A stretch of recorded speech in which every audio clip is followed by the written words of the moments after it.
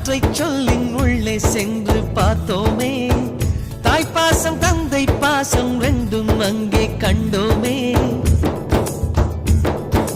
அத்தனை சொந்தமும் ஆஸ்தியில் கலந்தது, நட்பெனும் சொந்தமே அஸ்தியில் கலப்பது.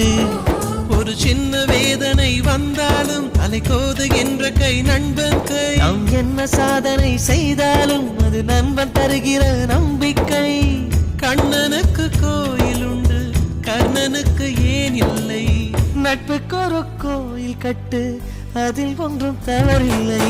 எங்களின் வீடு இன்று ஒரு ஏழை நிலாதான், எங்களின் பின்னால் நட்புக்கு ஒரு தாஜ்மஹால் தான்.